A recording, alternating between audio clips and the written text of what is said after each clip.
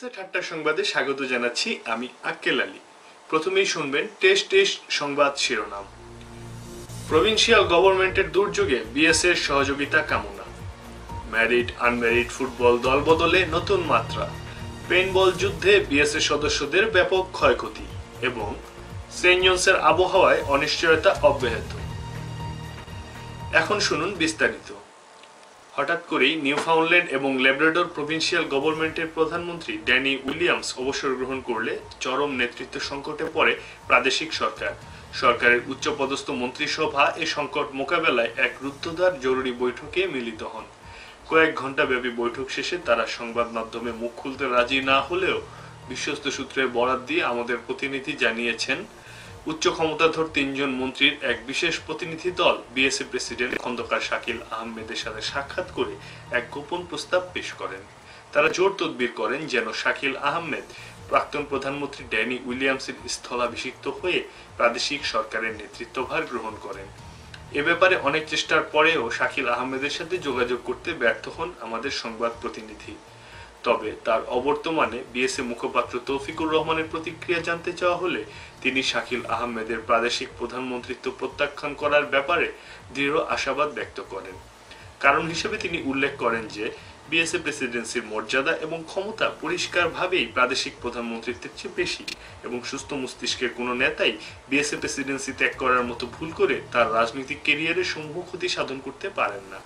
শেষ খবর পাওয়া পর্যন্ত প্রতিনিধি দল ও খন্দকার শাকিলের বৈঠক চলছিল।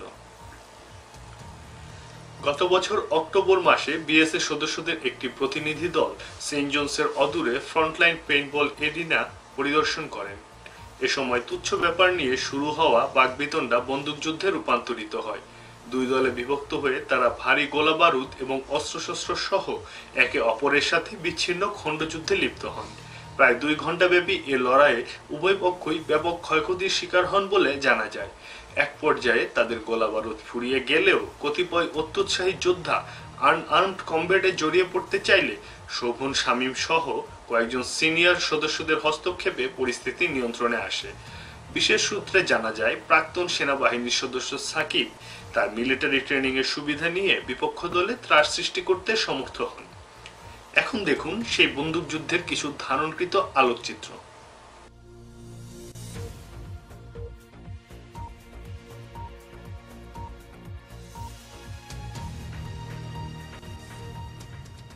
খবরের এ পর্যায়ে আমরা নিচ্ছি তালুকদার ভাইয়ের চিকেন রোস্ট বিরতি।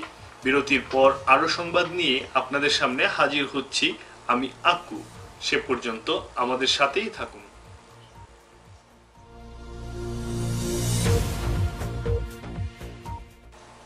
এখন শুনবেন রাজু ভাইয়ের 2006 হোন্ডা সিভিক হাইব্রিড আন্তর্জাতিক সংবাদ।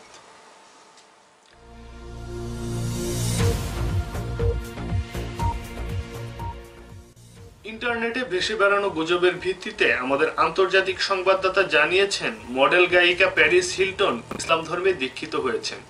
অন্যদিকে মিশরের 30 বছরের স্বৈরশাসক হোসনি মোবারক ক্ষমতাচ্যুত হওয়ার পর স্বাস্থ্যগত কারণে লস অ্যাঞ্জেলসের উদ্দেশ্যে স্বদেশ ত্যাগ করেন। কিন্তু লস অ্যাঞ্জেলস প্রতিনিধি এক অনুসন্ধানী পর্যবেক্ষণের ভিত্তিতে পৃথকভাবে প্যারিস হিলটন এবং হোসনি মোবারকের যুক্তরাষ্ট্র ত্যাগের খবর নিশ্চিত করেছেন।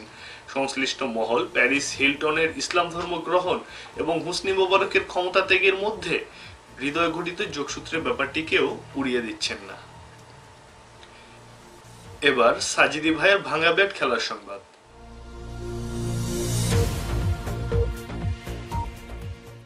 গত মৌসুমে ম্যারিড আনম্যারিড ফুটবল যুদ্ধে ব্যাচেলর দল নিরঙ্কুশ প্রাধান্য বিস্তার করলেও আগামী মৌসুমে এই ধারা তারা বজায় রাখতে পারবে কিনা তা নিয়ে সংশয় প্রকাশ করেছেন সেন্ট জনসের ফুটবল বোদ্ধারা। দলবদলের বাজার গরম করে দলে দলে পাল ধরে ব্যাচেলররা সামিল হচ্ছেন বিবাহের মিছিলে এবং এর ফলে ম্যারিড টিমের শক্তি ক্রমাগত বেড়েই চলেছে। ব্যাচেলর দলের তারকা ডিফেন্ডার রজত এর মধ্যেই তার দলবদলের টোকেন জমা দিয়েছেন ম্যারিড টিমের ঘরে। এছাড়াও অসমর্থিত সূত্র হতে বাতাসে ভেসে বেড়াচ্ছে আরো কিছু ব্যাচেলর খেলোয়াড়ের পল্টি দেওয়ার খবর। নাম প্রকাশ না করার শর্তে এক সংশ্লিষ্ট খেলোয়াড় এই খবরকে প্রকারান্তরে নিশ্চিত করেছেন। তবে এ ঘটনার পিছনে ম্যারিড দলের কতিপয় খেলোয়াড়দের কলকাঠি নাড়ার ব্যাপারটিতে তিনি মন্তব্য করতে রাজি হননি। আমাদের সংবাদ প্রতিনিধি অবশ্য এ ব্যাপারে গভীর তদন্ত শেষে এক চাঞ্চল্যকর তথ্য জানিয়েছেন। সূত্র উল্লেখ না করে তিনি জানান, ব্যাচেলরদের দলে ভেড়াতে টোপ হিসাবে ম্যারিডরা তাদের অবিবাহিত বৈবাহিক আত্মীয়দের শরণাপন্ন হয়েছেন। এদিকে আরেক সংবাদে জানা যায়, ব্যাচেলর তারকা স্ট্রাইকার সাজেদি ম্যারিড টিমের জার্সি গায়ে জড়ানোর জন্য জোর চেষ্টা চালিয়ে যাচ্ছেন। এখন শুনুন ইউসি ল্যান্ডিং আবহাওয়া সংবাদ। বৈশ্বিক উষ্ণতা বাড়ার ছোঁয়া লেগেছে এই সেন্ট জোন্সের জলবায়ুতে। পুরো ডিসেম্বর এবং জানুয়ারি মাসের অর্ধেক পর্যন্ত সেন্ট জোন্স তুষারের দেখা না পেলেও বিচ্ছিন্ন কয়েকটি তুষারপাতের ঘটনা ঘটেছে ফেব্রুয়ারিতে। নিউফাউন্ডল্যান্ড গভর্নমেন্ট এরই মধ্যেই রোডশো বাঁচাতে এবং তুষারজনিত ছুটি কাটাতে ঝড় শেষে রাস্তাঘাট পরিষ্কারে শৈথিল্য দেখিয়ে যাচ্ছেন। কিন্তু সেই ছুটির মেয়াদ অর্ধবেলাও পার হতে পারছে না সেন্ট জোন্সের শত পরিবর্তনশীল আবহাওয়ার প্রভাবে। বিশেষজ্ঞ মহলের সাথে যোগাযোগ করা হলে আবহাওয়া পরিবর্তনের ব্যাপারটিকে তারা সাময়িক বলে উড়িয়ে দেওয়ার চেষ্টা করেন এবং মার্চ ও এপ্রিলেও তুষারের এই তীব্র ধারা অব্যাহত থাকবে বলে তারা আশঙ্কা প্রকাশ করেন। তবে সচেতন জনতা বিশেষজ্ঞদের এই ভবিষ্যৎবাণীকে তেমন আমলে দিচ্ছেন না।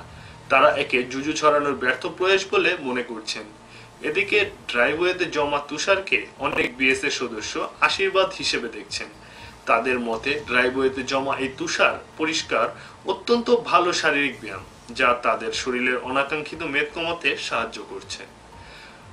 আবহাওয়া সংবাদের সাথে সাথে শেষ হচ্ছে আমাদের পরিবেশনা। এতক্ষণ আমাদের সাথে থাকার জন্য আপনাদের অশেষ ধন্যবাদ জানিয়ে আজকের মতো বিদায় নিচ্ছি আমি আঙ্কুর।